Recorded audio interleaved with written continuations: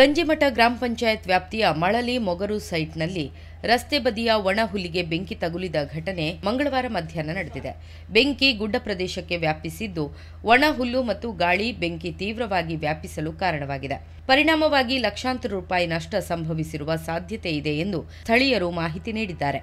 ರಸ್ತೆ ಬದಿಯಲ್ಲಿ ಜೆಜೆಎಂ ಕುಡಿಯುವ ನೀರು ಸರಬರಾಜಿಗೆ ಅಳವಡಿಸಲು ಇರಿಸಿದ್ದ ಪೈಪ್ ಬಂಡಲ್ ಬೆಂಕಿಗೆ ಹೊತ್ತಿ ಉರಿದಿದೆ. ಅಲ್ಲದೆ ಗಣಿ ಇಲಾಖೆ ವಶಪಡಿಸಿಕೊಂಡು ಇರಿಸಿದ್ದ ದೋಣಿಗಳಿಗೂ ಬೆಂಕಿ ತಗುಲಿದ್ದು, ಹಲವಾರು ದೋಣಿಗಳು ಬೆಂಕಿಗಾಹುತಿಯಾಗಿರುವ ಸಾಧ್ಯತೆ ಇದೆ ಎನ್ನಲಾಗಿದೆ. ಯಾರೋ ಕಿಡಿಗೇಡಿಗಳು ಬೆಂಕಿ ಹಚ್ಚಿ ಪರಾರಿಯಾಗಿರುವ ಶಂಕೆ ವ್ಯಕ್ತವಾಗಿದೆ.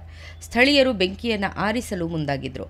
ಆದರೆ ಬೆಂಕಿ ವೇಗವಾಗಿ ಹರಡಲು ಆರಂಭಿಸಿದಾಗ ಅಗ್ನಿಶಾಮಕ ದಳಕ್ಕೆ ಮಾಹಿತಿ ರವಾನಿಸಿದ್ದು, ಸ್ಥಳಕ್ಕೆ ಆಗಮಿಸಿದ ಅಗ್ನಿಶಾಮಕ ದಳ ಬೆಂಕಿ ಆರಿಸುವ ಯಶಸ್ವಿಯಾಗಿದೆ. ಬೆಂಕಿ ತಗುಲಿದ ಸ್ಥಳದ ಪಕ್ಕದಲ್ಲಿಯೇ ಕೊರಗರ ಕಾಲೋನಿ ಇದ್ದು, ಸ್ಥಳೀಯರು ಕಾಲೋನಿಗೆ ಬೆಂಕಿ ಹರಡುವುದನ್ನು ತಪ್ಪಿಸಿದ್ದರಿಂದ ಬೆಂಕಿ ಅನಾಹುತ ತಪ್ಪಿದೆ.